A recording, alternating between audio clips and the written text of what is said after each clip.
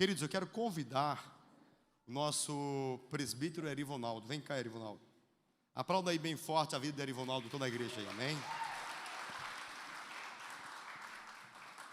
Queria que a irmã Neuma, conjunto com o Davi, se colocasse em pé aí também. Fique em pé. Ó, a irmã Neuma é a esposa do presbítero Erivonaldo. Davi, fica aí, cara. Tá solteirão aí, deixa a menina te ver aí. Ó, aplauda a vida deles também aí, amém? Que Deus, ele continue. Daniel tá aí não, né? Daniel tá aqui não, né? Não? Porque tem um filho de Daniel também. Se tivesse, mandar ele ficar em pé para a gente apresentá-lo também, tá bom? Erivonaldo, que Deus te use nessa noite. É um prazer sempre estar com você aqui. Para aqueles que não sabem, Erivonaldo, ele na realidade foi digamos que houve uma conversa entre eu e Ítalo, e depois eu conversei com o Erivonaldo. Erivonaldo disse: rapaz, vamos criar mais um para o teu reino. E ali nós oramos ao Senhor, demos início a um trabalho. Eu sempre digo que nossa primeira reunião era 11 pessoas, era 11, sendo que 3 eram espias. Tinha 3 espias entre a gente, né? E nós fizemos nossa primeira reunião ali no Galpão com 8 pessoas, né? Para a glória de Deus, estamos com a igreja hoje. Eu entendo que todos os processos foi válido para que realmente nós estivéssemos aqui hoje, tá bom, Erivonaldo? Que Deus te use, deixa Deus ministrar o teu coração. Queremos ser edificados nessa noite.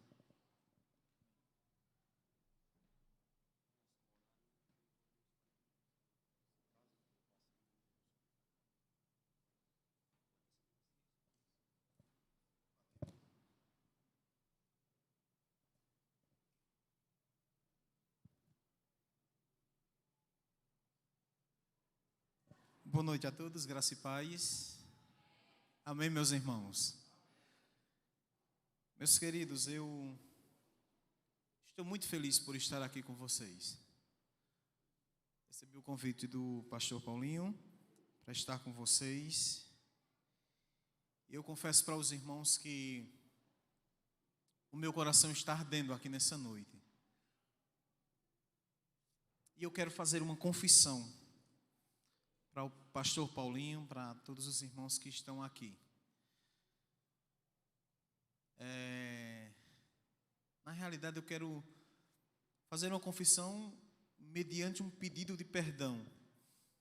Eu quero pedir perdão ao pastor Paulinho, a essa igreja.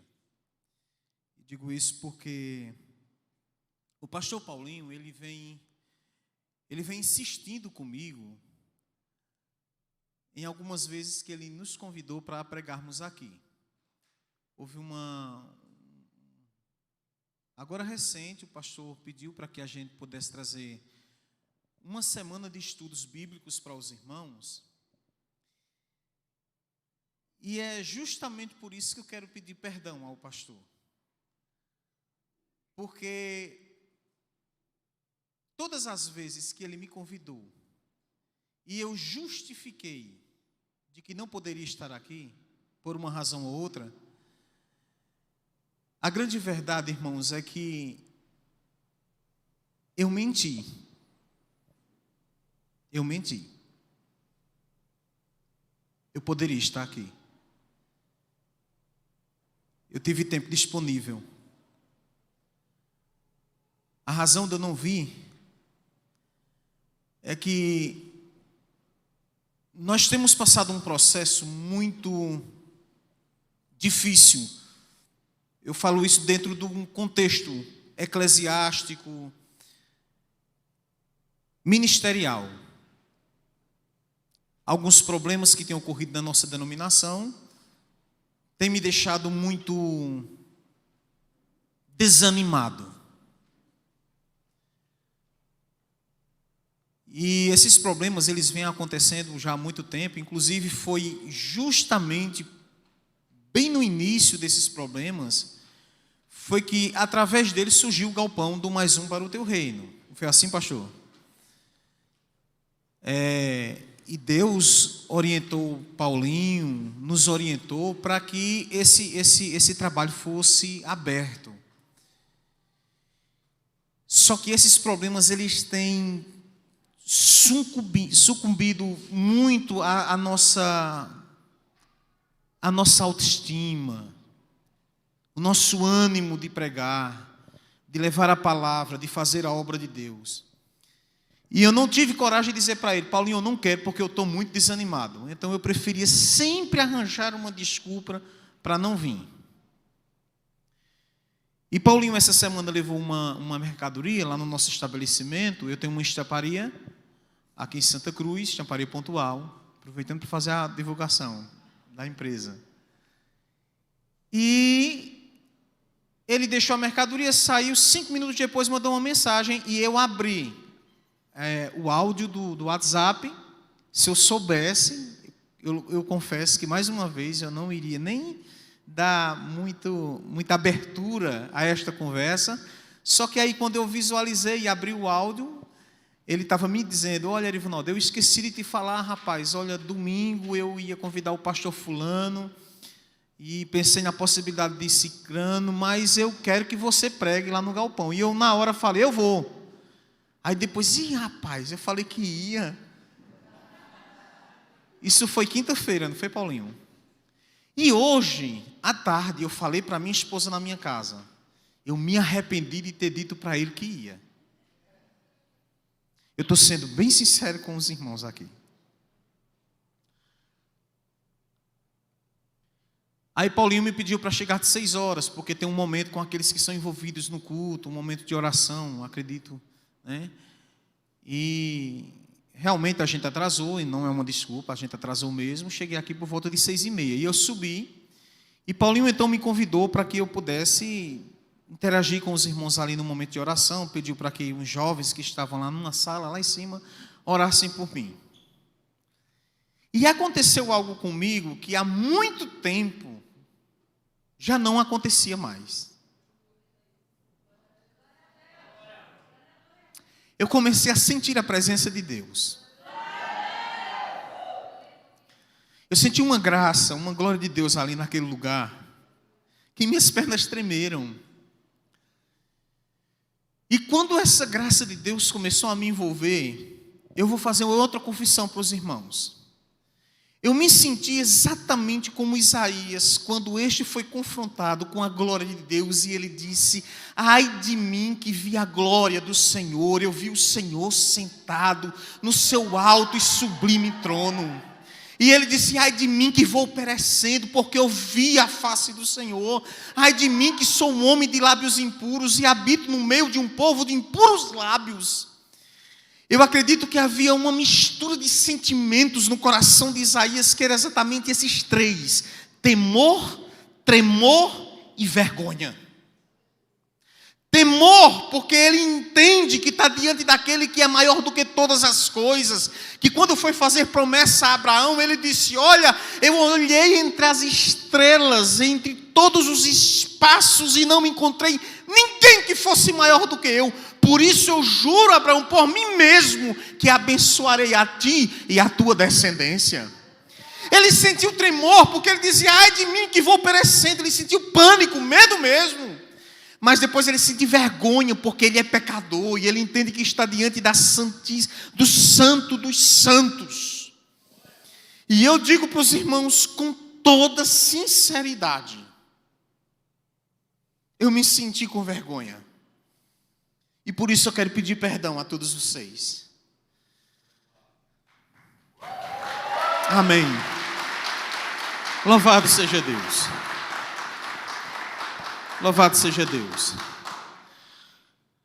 Há um texto de Paulo que ele escreve, em uma das suas cartas, ele escreve aos irmãos que estavam em Roma, sofrendo as perseguições do Império Romano, as adversidades que surgiram, as perseguições, como foi cantado aqui no primeiro hino dessa noite. Cristãos que eram jogados nas arenas para servir de alimento para os grandes leões, os grandes tigres que eram trazidos da Líbia. E a história vai dizer que semanas eles não eram alimentados justamente para devorar os cristãos. Eles vestiam os cristãos de pele de animal, colocavam lá na arena, e aí eles eram devorados pelas feras que vinham do Líbano. E Paulo então escreve a esses irmãos no capítulo 5, se não me falha a memória da sua carta, versículo de número 8, ele vai dizer assim: porque Deus provou que nos ama, pelo fato de ter Cristo morrido por nós, sendo nós ainda pecadores. Ele diz: é muito fácil alguém dizer eu amo por uma pessoa que eu morro ou morrerei por uma pessoa que de fato eu amo. Mas ele diz, Deus não, Deus provou que nos ama por ter dado Cristo Jesus a morrer por nós, sendo nós ainda pecadores. Não fizemos nada para merecermos esse amor, mas mesmo assim, Ele resolveu nos amar. E o amor de Deus nos constrange nessa noite. Eu me sinto constrangido de estar aqui na presença de Deus, porque de fato nós não somos dignos, nós não merecemos, nós não merecíamos estar aqui, mas o amor de Deus nos alcançou, e como diz aquele hino de Voz da Verdade, Ele tira você do abismo mais profundo que houver, e te joga para o lado de cá, para te fazer um homem, a mulher, a imagem de Deus. É esse amor que nós vivemos e estamos aqui motivados por Ele. Eu entendo perfeitamente aqui nesta noite os motivos que levou um grande poeta a escrever em seu livro, tentando entender a razão do grande amor de Deus. Ele vai escrever dizendo assim: se todas as águas do oceano fossem tinta, e se todos os homens da terra fossem escrivões, e se todas as árvores que existem nos bosques fossem transformadas em papel, mesmo assim não daria para escrever, para descrever, para relatar ou afirmar a grandeza imensurável do amor de Deus. O amor de Deus é muito maior do que o nosso pecado. O amor de Deus é maior do que as circunstâncias. O amor de Deus é maior do que todas as coisas. Por essa razão é que nós estamos aqui nesta noite. Quem entende isso, aplauda o nome do Senhor e glorifique o seu santo nome. Bendito seja o Senhor Jesus para sempre. Louvado seja Deus. Meus queridos, eu sei que os irmãos usam a Bíblia digital, como eu também uso. E eu gostaria, para facilitar a leitura dessa noite, que você abrisse a sua Bíblia em Gênesis, capítulo de número 41. Eu vou fazer um resumo bem rápido do que a gente vai pregar aqui, irmãos, para não passar do horário, mas eu prometo para os irmãos que não será cansativo. Gênesis, primeiro livro da Bíblia, capítulo de número 41.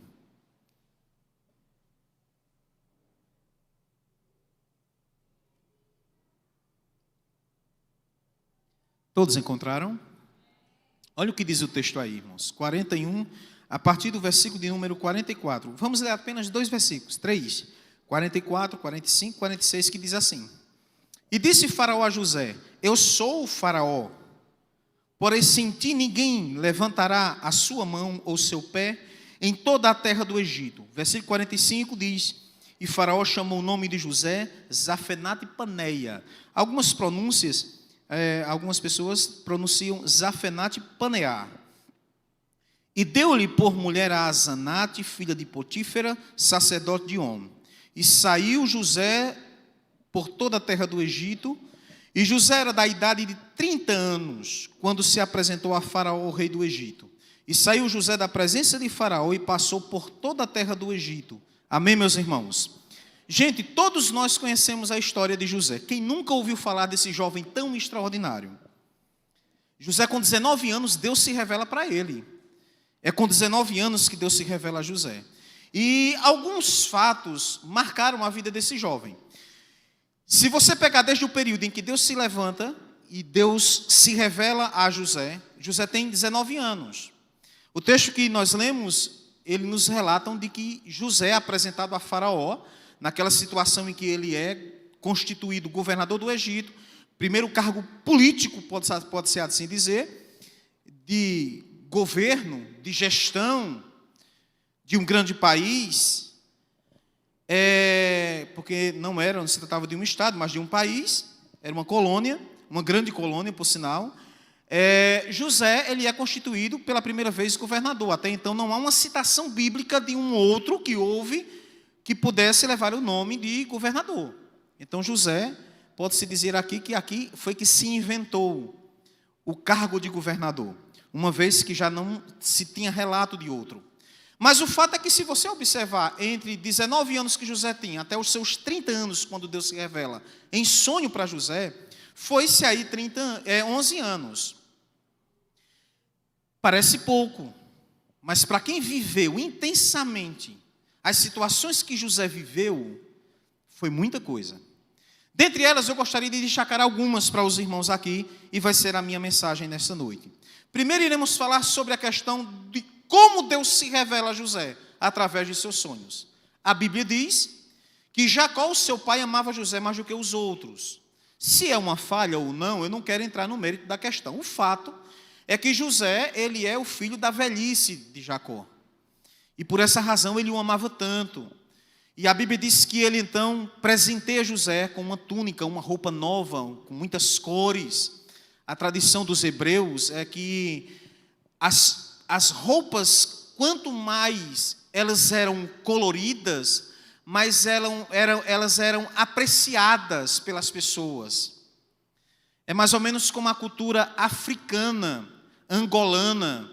Quando as pessoas vão casar, por exemplo, as mulheres, eu acho que vocês já viram até os vídeos, elas ficam coloridas, seus vestidos fogem um pouco da tradição da gente, que geralmente a mulher casa muito de branco, né, ou de uma cor só. Lá as mulheres casam-se de roupas muito coloridas, e os homens também se vestem assim, não somente em ocasiões bem específicas, como uma cerimônia de casamento, mas também por qualquer outra situação especial. Então, as roupas coloridas, assim como a tradição dos africanos, os hebreus também apreciavam demais tudo isso. E José, então, recebe uma túnica colorida, muito, muito bonita, por sinal. José, então, como se não bastasse, isso desperta ainda mais a indiferença entre seus irmãos, uma vez que seus irmãos diziam: nosso pai ama mais a José do que a gente. E eles se sentiam muito inferiorizados por causa disso. A Bíblia vai dizer que, como se não bastasse, então, uma vez que Deus se revela para José, dando-lhe alguns sonhos, ou 2 sonhos. Ele vai sonhar, por exemplo, que ele sai ao campo com seus irmãos, e no campo eles vão amarrar os seus feixes de trigo, e quando eles colocam ele, só vão tentar subir esses feixes, ele percebe que os 11 feixes de trigo que estão ali representando cada um dos seus irmãos se inclinam para o feixe dele. E ele então conta esse sonho para os seus irmãos, e os irmãos dele zombavam e se indignavam, dizendo: por acaso ele está insinuando que a gente um dia vai se prostrar diante dele? Como se não bastasse a preferência do nosso pai Jacó, ele também está insinuando para a gente que ele tem uma preferência de Deus.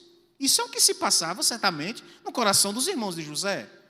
E outra vez ele chega e diz: eu tive um novo sonho. Imagina eles dizendo: lá vem um sonhador, mais um para a galeria. E aí ele começa a contar o seu segundo sonho, quando ele diz que estrelas, 11 estrelas, mas o sol e a lua, representando as 11 estrelas, os seus irmãos, o sol e a lua representavam o seu pai e sua mãe, que se inclinavam também para ele. E aí ele disse no seu sonho, quando ele conta para os seus irmãos então, mais uma vez, vão ser motivados por uma grande inveja, e eles se iram cada vez mais contra José. E eles planejam se livrar de José. José, então, é recebido pelo seu pai uma ordem de que ele deveria levar alimentos, uma vez que seus irmãos estavam no campo, apacentando as ovelhas, em uma cidade vizinha. E assim acontece, José vai, e quando ele vai levar os alimentos, de longe eles começam a articular contra José: vamos nos livrar dele. E então eles pegam José, e quando eles planejam matar a José, Deus, sem dúvida nenhuma, levanta Rubens, que vai dizer para os seus irmãos: não derramemos sangue do nosso irmão, não há necessidade alguma de matá-lo, isso é um extremo. Eles resolvem então pegar José, jogar dentro de uma cova, e lá na cova eles abandonam José, como a gente vai ver aqui. Observe comigo o capítulo de número 37, você que tem a Bíblia digital no celular, vamos usá-lo agora, bem rapidinho, porque isso é um texto bem decorativo e é importante a gente ver. Vejam só, 37, versículo de número 4.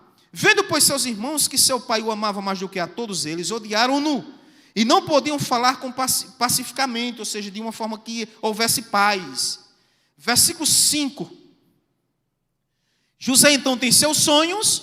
Vamos pular um pouquinho aqui para a gente ganhar um pouquinho de tempo. Versículo de número 10. Contando a seu pai e seus irmãos, repreendeu o seu pai e disse-lhe: que sonho é este que tivesse? Porventura viremos eu e tua mãe e teus irmãos inclinar-se em terra perante ti? José, então, no versículo 37 e versículo 18, diz que José é jogado dentro da cova pelos seus irmãos, motivados de inveja por causa dos seus sonhos. José é jogado dentro de uma cova, em Gênesis capítulo de número 37, versículo 18, diz: e viram-no de longe, e antes que chegasse a eles, conspiravam contra ele, para o matar. Versículo 19, e disseram um ao outro: eis lá vem o sonhador. Vinde, pois, agora e matemo-lo e lancemo-o numa cova e diremos, uma fera o comeu e veremos o que será agora dos seus sonhos. E ouvindo então Rúben, livrou das suas mãos e disse, não lhe tiremos a vida. Também disse-lhe Rúben, não derrameis sangue do nosso irmão. Lançai então ele numa cova que está no deserto, e não lanceis mão nele para o matar. Isto disse para livrá-lo das mãos dos seus irmãos e para torná-lo a seu pai. E aconteceu que, chegando José a seus irmãos, tiraram de José a sua túnica, o presente que ele havia recebido do seu pai, a túnica de várias cores que trazia, e tomaram-no e lançaram-no numa cova, porém a cova estava vazia e não havia nela sequer água. José agora não somente está dentro de uma cova, como ele também está num lugar sem água.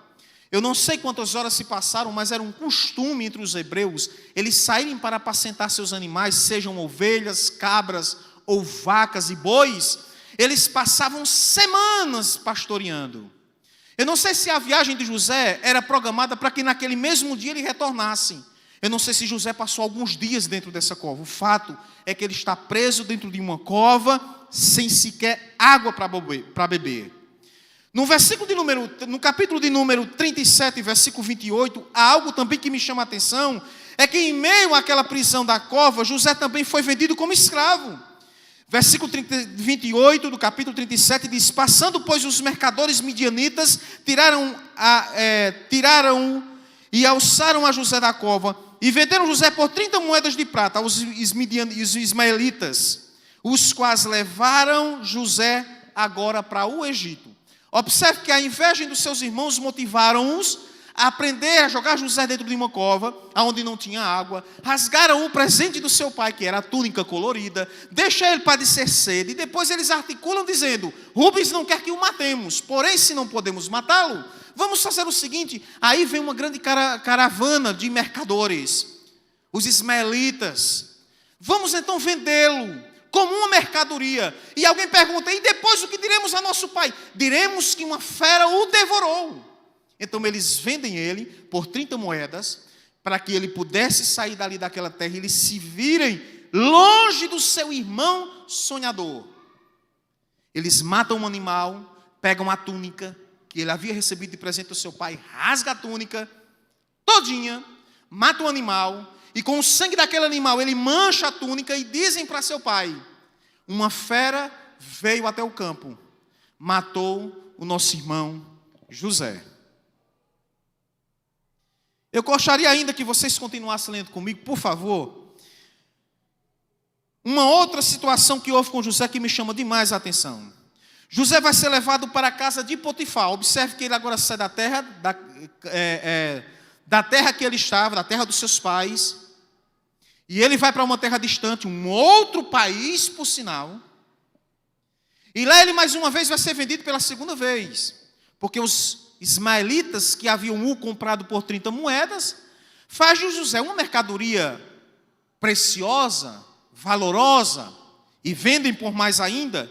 Ele está na feira sendo exposto como uma mercadoria, e quando de repente vai passando um homem chamado Potifar.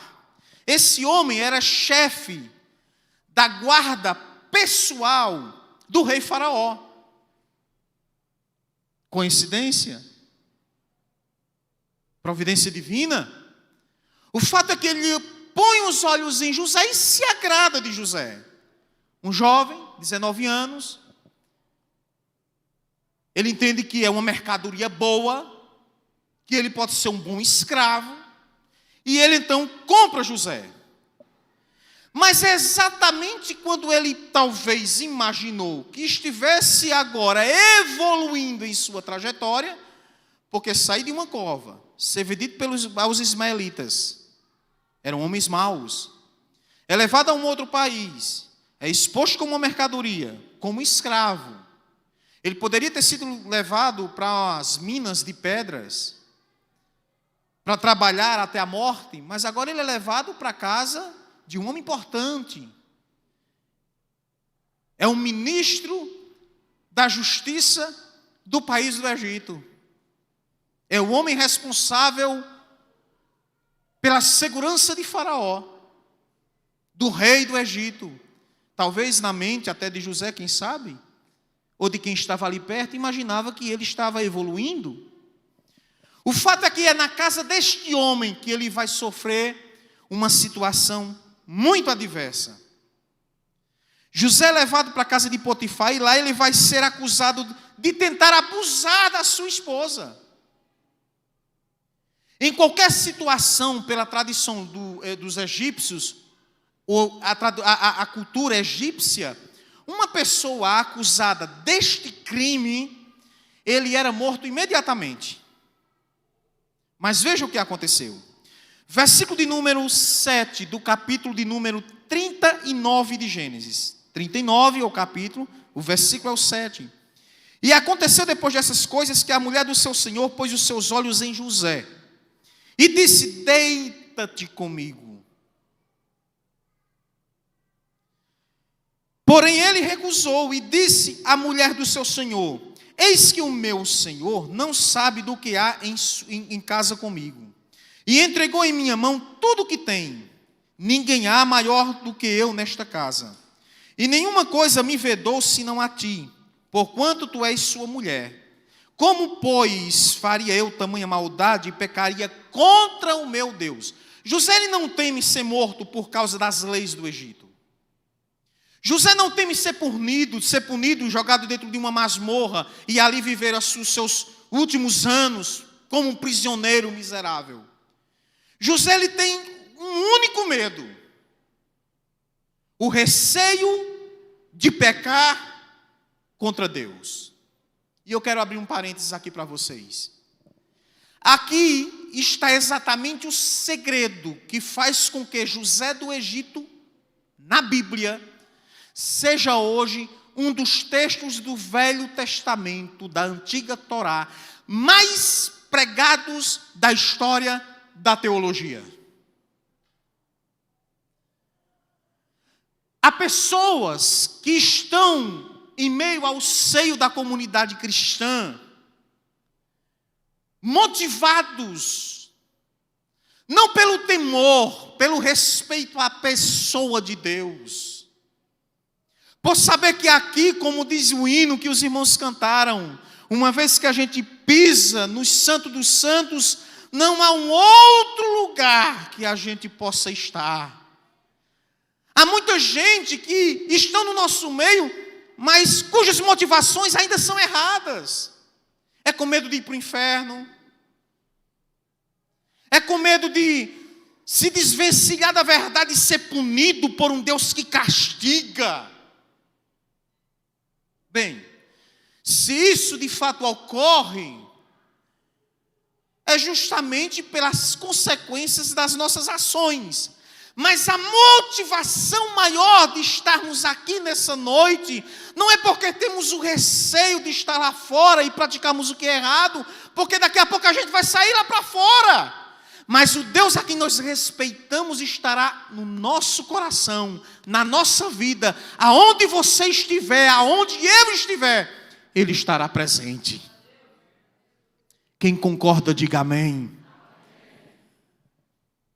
Há um texto na Bíblia, lá no Velho Testamento também, no livro de Jó, no capítulo 1, que diz que quando o diabo se apresenta a Deus, em meio aos filhos de Deus, Deus vai dar testemunho de Jó e ele vai dizer assim: observaste meu servo Jó, homem justo, reto, temente a mim que se dizia do mal? A palavra temor ali, literalmente, no antigo hebraico, significa profundo senso de respeito. O que nos faz estarmos próximos de Deus em meio à oração, à nossa conduta de caráter, de vida, a nossa forma de viver, é puramente o fato de que nós cremos de que Deus, estando conosco, a sua presença sempre será respeitada. José está longe do seu pai, que ensinava as escrituras a José. José está longe do seio da sua família. José está longe dos sacerdotes e de seus ensinamentos. José está longe do seio da sua comunidade hebreia. Ele está numa terra pagã, uma terra que Faraó era considerado como Deus do sol. E tantos outros deuses, animais eram deuses, figuras de bicho eram deuses, eram venerados, eram honrados, eram cultuados. José estava no meio de um lugar totalmente adverso a tudo que ele aprendeu. Mas uma coisa José carregava consigo, eram os ensinamentos da palavra do Senhor, era a presença de Deus. E ele dizia: o meu senhor Potifar me entregou tudo que tem na sua casa, menos uma coisa: você, de maneira alguma, cometerei tamanho pecado contra o meu Deus. Sucedeu no certo dia, versículo de número 11... E sucedeu no certo dia que ele veio à casa para fazer seu serviço, e nenhum dos homens da casa estava ali. Eu imagino até que ela tivesse dispensado o restante dos empregados e preparado uma armadilha contra José. Por que não? E ele ali pegou pela sua roupa. É agressiva. Ela investe pesado, viu? Ela investe pesado. Deixa eu abrir um parênteses aqui, irmãos. Um certo dia eu atendi uma pessoa no gabinete da nossa igreja. E, lógico, existem casos e casos. Mas ali, eu não vi outra alternativa senão aconselhá-lo como eu vou dizer para os irmãos. Essa pessoa estava desempregada, arranjou um emprego muito bom, bem remunerado. E no seu trabalho ele estava sofrendo investidas pesadíssimas contra a sua vida, através de uma jovem muito atraente do seu trabalho. Ele me mostrou algumas fotos. Primeiro que o rapaz era bem feinho, e a mulher era bem bonita. Eu disse: é coisa do diabo mesmo. Brincadeira, irmãos. E eu disse para ele disse: irmão, eu estou jejuando, eu estou orando por ela, mas todo dia eu estou lá, é 8 horas de expediente, e ela no meu pé, porque eles trabalhavam na mesma sala. E ele disse: agora ela está jogando pesado, meu irmão, ela está pegando até me puxando e tal. O que é que eu faço? Continuo orando. Eu disse: não. Ele disse: eu faço o quê? Tira a sandália dos pés, coloco na mão e corra. Fugir da presença do maligno. E ele disse: não, irmão, eu estou falando sério. Eu disse: eu também. Corra, meu irmão, corra. Resumidamente, a história desse rapaz não teve um final feliz. Ele insistiu em permanecer no seu trabalho, e não tendo forças para combater aquela investida, ele acabou cedendo às tentações, destruiu o seu noivado. Ele era noivo na época, e até hoje, até onde eu sei, está afastado do Evangelho. E por que eu estou dizendo isso? Existem situações que nós nos deparamos que fogem de tudo que é estratégico na vida de um cristão. E talvez seja um sinal que Deus esteja dizendo: é hora de vazar. José não teve essa oportunidade, ele tinha que permanecer. E ela pega as roupas de José. Versículo 13, e aconteceu que, vendo ela que deixar a sua roupa, porque José corre, ela fica com a roupa na mão, e aconteceu que, vendo ela que deixar a sua roupa em sua mão, e fugira para fora, chamou os homens da casa, e falou-lhe dizendo: vede, meu marido trouxe-nos um homem hebreu, para escarnecer de nós, veio a mim para deitar-se comigo, e eu gritei com grande voz. Versículo 15, e aconteceu que, ouvindo ele que eu levantava a sua voz, a minha voz, e gritava, deixou a sua roupa comigo e fugiu. E saiu para fora. Versículo 16. Ela pôs a sua roupa perto de si, até que o seu senhor voltasse da sua casa. Versículo 17. Então falou-lhe conforme as mesmas palavras, dizendo: veio a mim um servo hebreu que nos trouxestes para escarnecer de mim. Versículo 18. E aconteceu que, levantando a minha voz, gritei. Ele deixou a roupa, ele fugiu para fora. Versículo 19. E aconteceu que, ouvindo o seu senhor as palavras da sua mulher, que lhe falara, dizendo conforme as suas mesmas palavras, me fez assim o teu servo. A sua ira se acendeu, não é para menos. E o senhor de José o tomou e o entregou na casa do carcereiro, no lugar onde os presos do rei estavam, encarcerados. Assim esteve ali na casa do carcereiro, ou dentro do cárcere. Porém, versículo 21, parte A, aqui está o segredo. O Senhor, porém, estava com José. E estendeu sobre ele a sua benignidade, e deu-lhe graças aos olhos do carcereiro. Deus está com você. Se você tem servido a Deus com fidelidade, se você não tem se desvencilhado da palavra, se você está sofrendo algumas investidas, talvez semelhantes a estas, ou diferentes que sejam, mas se você não tem se desvencilhado dos princípios da moralidade, da palavra, da verdade, da graça, dos ensinamentos do Senhor, eu tenho certeza absoluta que Deus é com você. A benignidade de Deus está sobre a sua vida. A mão de Deus está estendida sobre a sua vida. E aonde você estiver, mesmo que seja dentro de um cárcere, você vai prosperar. Deus vai te dar graça. Você vai sair dessa situação. Se você crer assim, diga glória a Deus.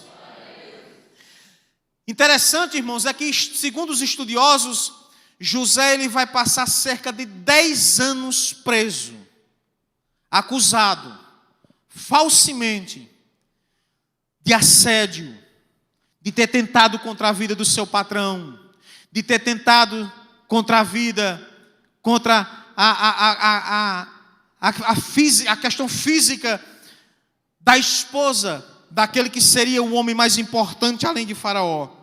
Mas José permanece 10 anos calado. Deus dá graça a José perante os olhos do carcereiro, do que cuidava da prisão. E Deus faz com que José prospere ali mesmo, dentro da prisão. Sem muito recurso, Deus criou o recurso. Sem muitas oportunidades, Deus criou oportunidades. Deus vai se revelar àqueles homens dentro da prisão, através de José. A Bíblia diz que sonhos houveram nas noites em que os prisioneiros que ali estavam, eles tivessem. Um vai sonhar, que é o copeiro, assim como também o outro, que era o carcereiro, eles vão sonhar. E José vai interpretar os seus sonhos. 10 anos depois, mais uma vez, Deus se levanta em sonho, agora não mais ao carcereiro, nem ao copeiro, mas Deus vai se levantar para proporcionar sonhos que incomodaram, que tiraram o sono do homem mais poderoso do Egito, de Faraó. E esses sonhos incomodam o rei. Ele vai sonhar numa noite em que ele estava à beira do Níbalo, de que haviam 7 vacas que saíam de dentro daquelas águas magras, e depois saem 7 vacas gordas, mas de uma forma meio que inusitada, as vacas magras devoram as gordas. Ele convoca os seus sábios do Egito para contar os seus sonhos. Ninguém sabe interpretar. Uma outra noite ele vai sonhar de que ele estava no campo e ele percebe que haviam 7 espigas magras e 7 espigas gordas.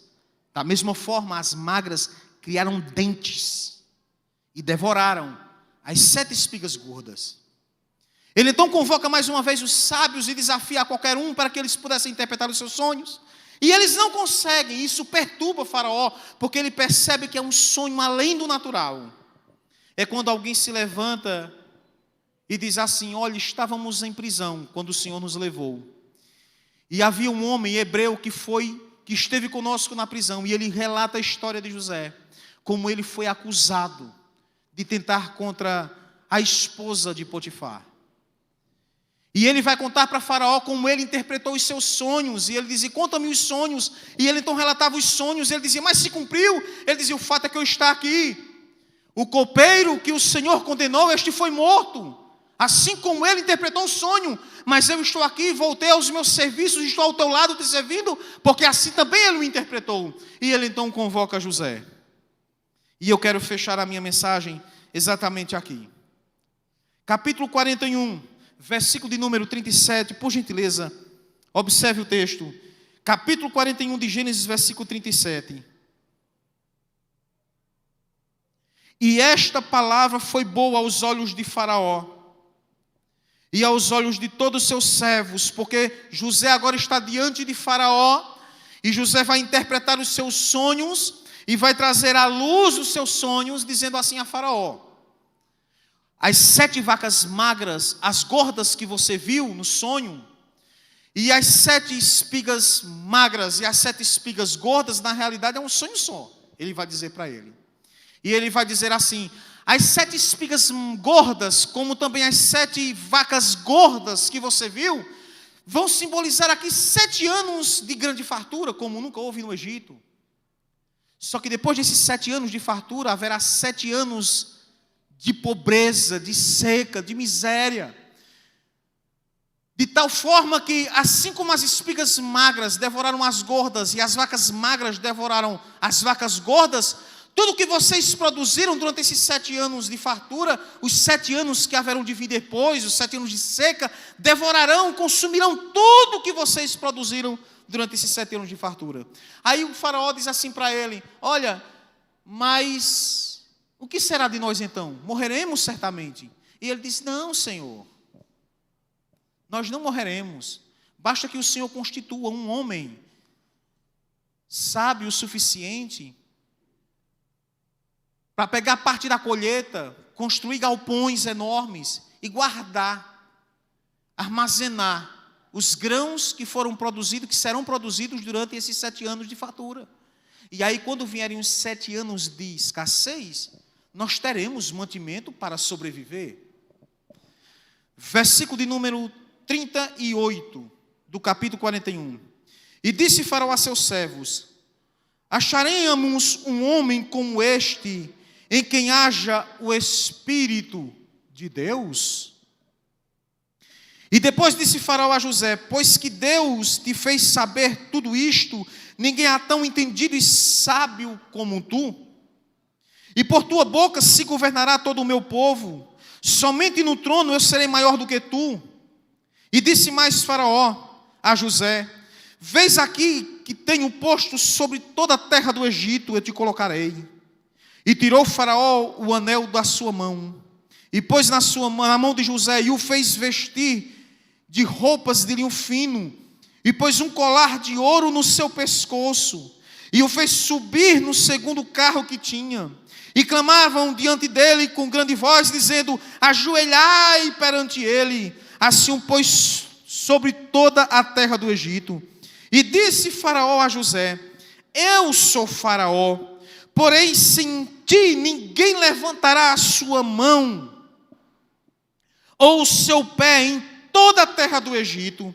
E Faraó chamou o nome de José de Zafenate Paneia, e deu-lhe por mulher a Asenate, filha de Potífera, sacerdote de On. E saiu José por toda a terra do Egito. Logicamente, a gente pregando assim para os irmãos, parece que a vida de José não foi tão difícil. Mas observe que se passou 11 anos. Desde o momento em que José é arrancado do seio da sua família, dos braços da sua família, do seu pai, e é levado a uma terra pagã, e é acusado injustamente, e é colocado dentro de uma cela, e é apresentado a Faraó. E aí vem exatamente o texto base onde nós lemos no início. E era José da idade de 30 anos quando este foi apresentado a Faraó. 11 anos longe das pessoas que ele amava. 11 anos sofrendo como escravo, depois como estrupador, depois como prisioneiro, de uma forma injusta. Mas Deus estava com José. Não importa, ao longo da sua vida, as coisas que lhe sobreveio, Deus escreve uma nova história na nossa vida, no tempo do Senhor. E sabe o que é interessante, irmãos? E aqui eu quero fechar a minha mensagem. É que quando isto ocorre, José traz as interpretações dos sonhos de Faraó. Ele agora é promovido ao cargo mais importante do Egito. Faraó coloca como governador. Faraó coloca as vidas de todos os egípcios nas mãos de José. E ele diz: aqui ninguém levanta uma mão, ninguém levanta um pé sem a tua autorização. José poderia usar do poder que tinha agora para dizer àquela mulher mentirosa de Potifar, aquela caluniadora que o acusou de ter tentado contra a sua vida, e ter dito agora: pela tua mentira você vai pagar com sua vida. Mas José não é uma pessoa vingativa. Porque dentro de José não existe somente uma questão de cultura hebreia, existe questões de valores, de princípios, de moralidade. Meu irmãos, o que faz a diferença não é o que as pessoas dizem de você, o que faz a diferença é o que Deus pensa acerca de você. Você é quem Deus diz que você é, você estará onde Deus diz que você estará, e você chegará onde Deus planejou que você chegue, e não há quem possa impedir o trabalhar de Deus. José é apresentado a Faraó. Ele interpreta os sonhos, ele é promovido, mas a bênção de Deus na vida de José ainda não para. Aí está se cumprindo os sonhos de José, como uma pessoa onde as pessoas se prostrariam diante dele. E se você continuar lendo a história, você vai ver que até o seu pai, os seus irmãos se inclinavam diante dele quando esses estiveram no Egito. Isso, ao longo da história de José, você vai ver tudo isso. Até a vida dos seus irmãos que tanto o acusou foram salvas pela benevolência deste jovem, José do Egito, ou Zafenate Paneia, ou Panear, como algumas pronúncias existem na tradução de João Ferreira de Almeida. Você sabia que Zafenate Paneia é um título dado, mais semelhante a uma pessoa, é um título que é dado mais próximo da grande interpretação do nome de Jesus? Biblicamente, Jesus significa Salvador, aquele que veio para salvar o mundo. Quando o Faraó constitui José como governador e ele diz: a partir de hoje tu se chamarás Zafenate Panear, que quer dizer aquele que salvou o Egito, de certa forma, ele não só salvou o Egito, como ele salvou a terra, que agora iam até o Egito para trocar as suas especiarias, os seus utensílios, as suas pratas, o seu ouro, por alimento. E segundo o relatório histórico daquela época, nós encontramos relatos de que, na época em que José foi governador, a terra do Egito passou a ser a terra mais rica no mundo inteiro, através de um jovem a quem Deus disse que estaria com ele. Deus te chamou para esta geração para fazer a grande diferença. E sabe o que é interessante? José vai resumir esses 11 anos de história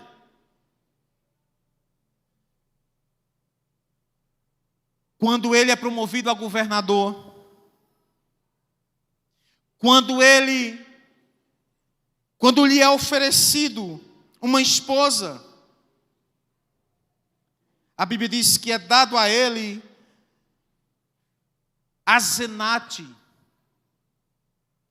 filha de Potífera, que era sacerdote da terra do Egito. Estudiosos vão dizer que era uma das mulheres mais belas daquela época.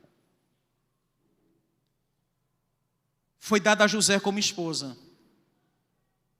E o resumo da história de José, ele acontece quando ela tem os seus filhos, seus 2 filhos. No capítulo 41, versículo 50, diz assim: E nasceram a José 2 filhos, antes que viesse um ano de fome, antes de se acabar o período de fartura, nasceu-lhe o seu primeiro filho, e ele vai chamá-lo, Gênesis capítulo 41, versículo de número 50, por favor, abre sua Bíblia aí. Nasceram-lhe a José 2 filhos, antes que viesse o ano de fome, que lhe deu a Asenate, filha de Potífera, o sacerdote de On. E chamou José o nome do seu primeiro filho, como é o nome dele? Diga comigo, Manassés. Como é o nome dele? Porque ele dizia: Deus me fez esquecer de todo o meu trabalho e de toda a casa do meu pai. Sabe o que é que José estava dizendo? Tudo o que aconteceu de ruim na terra do meu pai, tudo que os meus irmãos me fizeram de mal, o fato de eu ter sido jogado na cova, o fato de eu ter sido conduzido, vendido como uma mercadoria aos ismaelitas, o fato de eu ter sido trazido para o Egito, tudo através da casa do meu pai, eu prefiro nem lembrar mais. Manassés, porque disse: Deus me fez esquecer do meu trabalho e de toda a casa do meu pai. E alguém já disse que esquecer literalmente não significa não lembrar mesmo, porque seria um problema de memória, um problema de amnésia. Então o que significa esquecer? Esquecer da traição dos seus irmãos, esquecer da covardia deles, esquecer da perseguição dos irmãos, das acusações fraudulentas que eles sofrem, toda a sua vida. O que significa então esquecer? Esquecer significa lembrar, mas não sofrer. É impossível, literalmente falando, a pessoa esquecer que um dia foi caluniada. Tem gente que até hoje vive de vez em quando passando pela mão do psicólogo, por causa de consequências geradas através de uma injustiça que sofreu. Isso há anos atrás. E crentes. Mas você não deveria esquecer? Sim, mas esquecer não significa arrancar da memória. Isso é amnésia. Esquecer. Esquecer como cristão significa lembrar, mas não sofrer. E por que a gente não sofre? Porque o Senhor nos curou. O Senhor curou as nossas feridas. O Senhor que curou as nossas dores. A Bíblia diz que Ele levou sobre si as nossas dores. O castigo dele sarou as nossas feridas. Se a pessoa, mesmo cristão, depois de tantos anos, não consegue lembrar de uma traição que sofreu, de uma calúnia que alguém falou, de uma covardia que lhe fizeram, e isso interfere na tua vida com Deus, você não consegue servir plenamente a Deus, você está precisando ser curada. Você está precisando ser curado. Porque Paulo diz: esquecendo-me das coisas que para trás ficam, eu não fico detido nelas, amarrados nelas, porque é passado, eu prossigo para o alvo, para o prêmio da soberana vocação de Deus. Porque viver preso no passado, se o que Deus tem no futuro é algo tão extraordinário?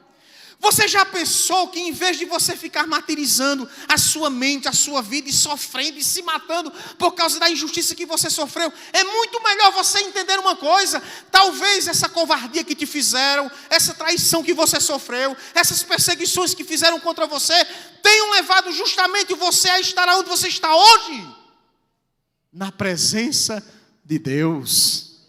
Os irmãos de José imaginavam que, vendendo José aos ismaelitas, eles só iam lavar as mãos como Potifar. E que o que aguardava José no Egito talvez fosse a morte. Mas eles não sabiam que na presciência de Deus, do plano soberano do Senhor, Deus havia estabelecido um propósito. E eles estavam apenas promovendo esse propósito, levando José justamente para a terra, onde Deus iria cumprir as suas promessas. O salmista escreve no Salmo 139, versículo 16, se não me falha a memória. Ele diz: os teus olhos viram meu corpo quando nem havia sido formado. O teu pai e a tua mãe nem se conheciam. Os teus avós não existiam, os teus bisavós nem pensavam em nascer, mas Deus já viu o teu corpo formado. Os teus olhos viram o meu corpo quando nem havia sido formado, e no teu livro foram escritas todas as coisas quando o dia a dia ia acontecendo. Por isso que Jesus olha para os discípulos ansiosos e preocupados, e ele diz: meus filhos, não se preocupem com o dia de amanhã, com o que é a vez de comer ou de beber, ou muito menos com o corpo, com o que é a vez de vestir. E ele convida os discípulos a olhar os lírios do campo e diz: olha toda essa beleza. Salomão foi o homem mais rico na sua época. Salomão foi o mais sábio. Salomão, as riquezas dele eram tão impressionantes que a rainha de Sabá, quando chegou lá, disse: não me contaram nem metade. Mas Jesus disse: ele em toda a sua glória não se vestiu assim. Vocês são mais preciosos do que ele, do que os lírios do campo. Olhem para as aves do céu, elas não plantam para colher, elas não semeiam, mas o Senhor, o vosso Pai, tem cuidado delas. Quanto mais de vocês. Você não está apenas sentado nessa cadeira, você está nas mãos de Deus. Você está nas mãos de Deus. Nós somos de Deus. Ele nos comprou. Ninguém pode arrancar das mãos de Deus aquilo que é dele. Nem o diabo com todos os seus demônios. Nem o mundo com todas as suas investidas e tentações. Não há quem possa arrebatar as ovelhas da mão do Senhor. Quem é a ovelha de Deus, levante a mão e glorifique a Ele nessa noite. Tudo o que está acontecendo de ruim, entre aspas, na sua vida, faz parte da introdução da história que Deus está escrevendo para você. Portanto, em vez de você ficar se reclamando sempre, diga: Manassés, esquecendo-me dos trabalhos da casa do meu pai, do meu passado. Esqueça. Mas é interessante que depois ela fica grávida, depois de um tempo, e ela vai ter um segundo filho. Aí José, iluminado por Deus e sabiamente, vai lhe colocar um outro nome. E ele vai dizer assim, Gênesis capítulo 41, versículo 52. E o nome do segundo filho de José chamou-se,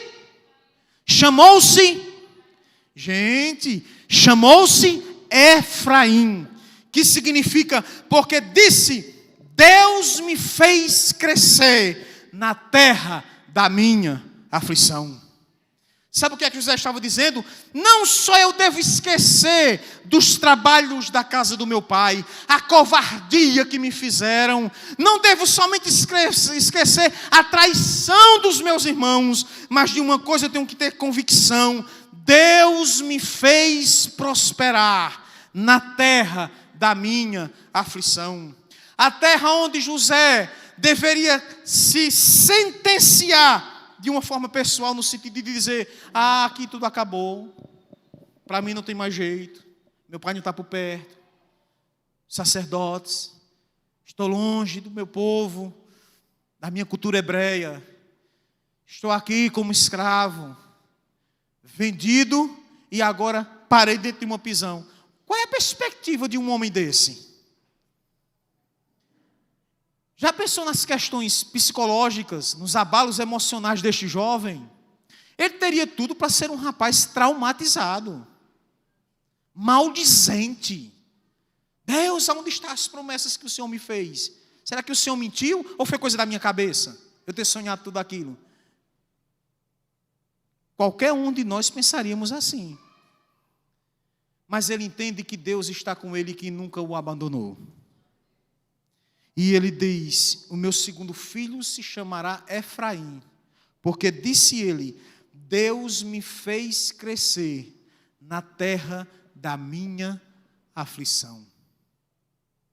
O segredo não está, nem a solução não está em você fugir de Santa Cruz.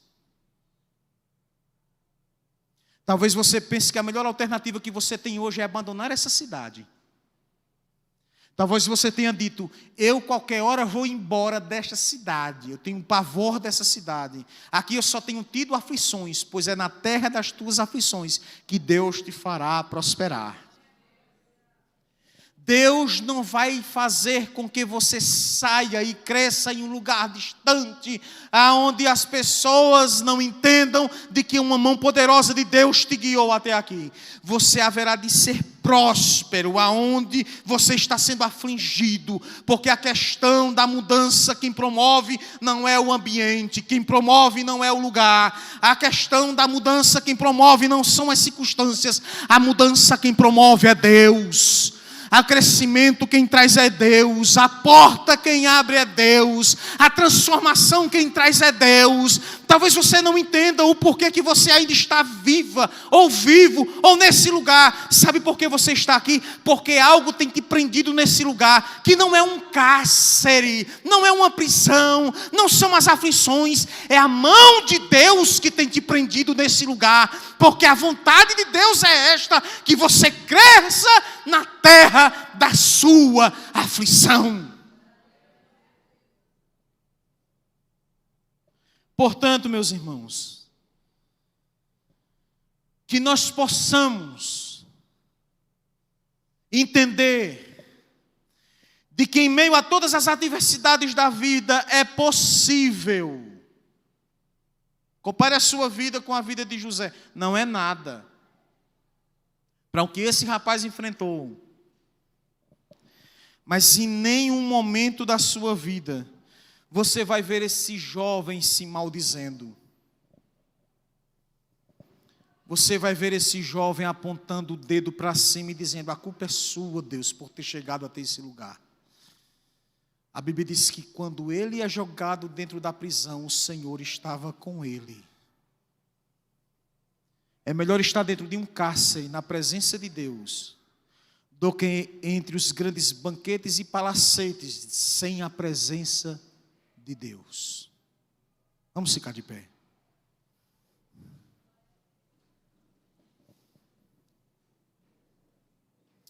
Louvado seja o Senhor.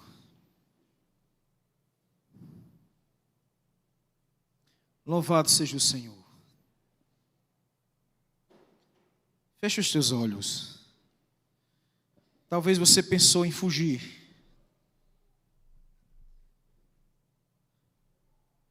Talvez você pensou em desistir de tudo. Talvez você tenha pensado em tirar até, quem sabe, a sua própria vida, por que não? Talvez você tenha dito para si mesmo: para mim não tem mais jeito. Talvez o que tem permanecido e prevalecido no teu coração é o sentimento de revolta. Talvez a grande companhia sua, quando você deita na cama, tem sido a angústia, a aflição. Como disse o salmista: angústias do inferno se apoderaram de mim. Mas o Senhor nos trouxe aqui nessa noite para dizer uma coisa para você: Efraim, Deus nos faz prosperar na terra da nossa aflição. Eu aprendi uma coisa ao longo desses anos na minha vida: de que tudo passa, até mesmo as grandes tribulações, mas há algo que permanece. Passarão céus e terra, mas a palavra de Deus permanecerá para sempre. O propósito de Deus com você ainda está intacto. Talvez algumas ações que você tenha tido na sua vida tenha trazido à sua mente a dúvida, e você tem se perguntado: será que ainda as promessas de Deus são válidas para mim? Ah, meus irmãos, a palavra de Deus nos diz que ainda que somos infiéis para com Deus, Ele mesmo assim continua fiel para conosco, porque Ele não pode negar-se a si mesmo. Ah, meus irmãos, o Senhor está aqui nessa noite. Ele trouxe você nesse lugar porque Ele quer te dar paz, plena paz.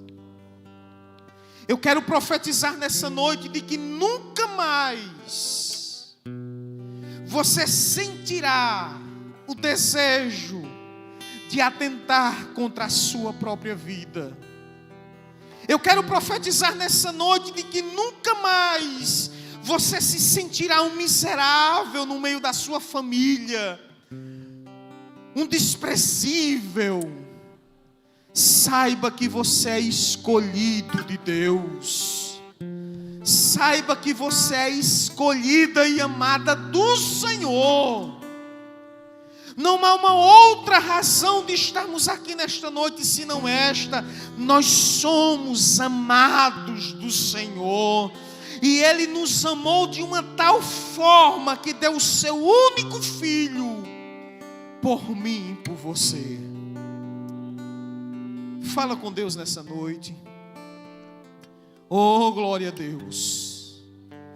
Peça a Deus que renove as suas forças. Peça a Deus que renove a sua fé. Querido Deus, nós estamos em Tua presença, Senhor. O Teu Espírito Santo é bem-vindo a esse lugar. Ó Deus, nessa noite que nós estamos em Tua presença, ensina-nos a Te servir muito mais melhor do que temos feito até hoje. Ensina-nos a Te servir hoje melhor do que ontem e amanhã melhor do que hoje. Faze-nos entender que ao Senhor deve ser atribuído o melhor culto de nossas vidas. E que a nossa vida é um sacrifício vivo ao Senhor. Não importa, Senhor, aonde as circunstâncias têm nos conduzido, têm nos levado. Ah, Senhor, que a Tua presença testifique todos os dias a cada um de nós de que o Senhor está conosco. De que as prisões físicas deste mundo, os lugares de aflições, jamais prenderão o nosso espírito para Te adorar. Que haja liberdade cada dia em nossas vidas para Te servir. Que essa alegria nunca nos falte. Que o Senhor faça-nos entender que tudo que nós estamos vivendo e tudo que vivemos na nossa vida, os problemas, as traições, as circunstâncias, as perseguições, foram a introdução usada pelo Senhor para nos fazer amadurecer, para nos fazer crescer. Ah, Deus, Santo, Santo, Santo é o Teu nome. Santo, Santo, Santo é o Teu nome. Toda a terra está cheia da Sua glória. Nós estamos nas Tuas mãos, Senhor. A Tua vontade é sobre todas as vontades. A Tua vontade é que prevalece. O Teu plano jamais será impedido. O Teu propósito jamais será frustrado, Senhor. Ah, Deus, José foi levado para o Egito, mas o Egito não entrou no coração de José, porque no coração de José estava tudo aquilo que ele conhecia do Senhor. E ele dizia constantemente: não pecarei contra o meu Deus.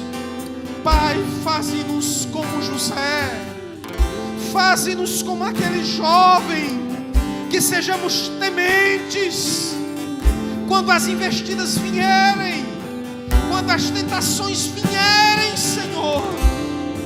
Faze-nos triunfar sobre as tentações, faze-nos triunfar sobre as investidas do maligno, porque nós somos Teu. Bendito seja o nome do Senhor para sempre. Aleluias, louvado seja o Teu nome. Aleluia, louvado seja